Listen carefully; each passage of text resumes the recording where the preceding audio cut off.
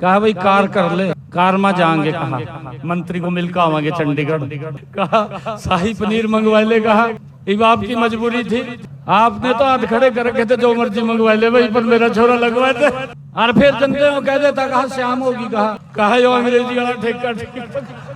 अगर किसी बच्चे का इंटरव्यू आ जाता, माँ बाप देखता था भाई कौन आदमी है जो विधायक मंत्री का और मुख्यमंत्री के खास आदमी, उसके पास पूरे गांव को इकट्ठा करके ले जाता, अपने मोहल्ले को इकट्ठा करके ले जाता।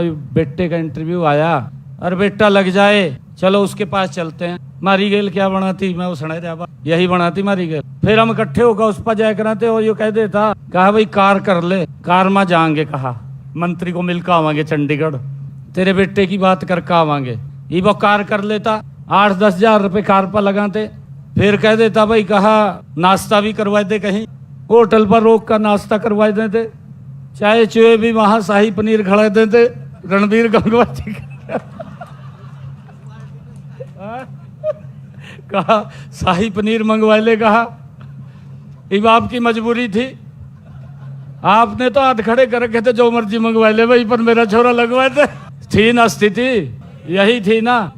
और फिर दोपहर तक मंत्री की कोठी पर पहुंच जाते गड्डी लेकर, और आपने वहां कह देते कहा आप तो बैठो बाहर, मैं तेरे छोरे की बात करके आऊँ। कहा मंत्री थे अंदर का। यही थी ना स्थिति। इब हम बाहर बैठे रहा थे।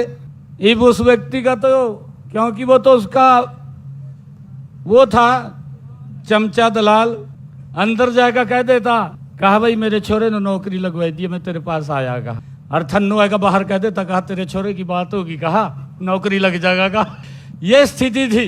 और फिर जनते को कह देता कहा श्याम होगी। कहा यो अंग्रेजी वाला ठेका।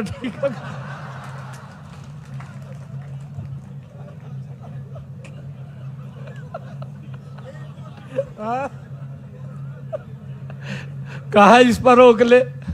गजब तो ये था, एक में तो काम नहीं चला था, कहा एक और पकड़ ले। कहा और उसमें भी 5-10 हजार रुपये खर्च कर देते। ये भी कह देते कहा इतने पैसे का इंतजाम कर लिए, जंदे थी ना भाई, इतने पैसे का इंतजाम कर लिए। और स्थिति में बता रहा, कांग्रेस के लोग बड़े बड़े आज टीवी के ऊपर बैठ करके बोलते हैं, शर्म भी नहीं आती, शर्म आनी चाहिए उनको। ये लोग माँ बाप बताते थे, बच्चों के माँ बाप बोलते थे। कहा भाई मेरी तो 5 लाख में बात हुई, और 5 लाख 1 रुपया देने वाला है क्या, उसका कर देते वो रह जाता। ये भी स्थिति थी।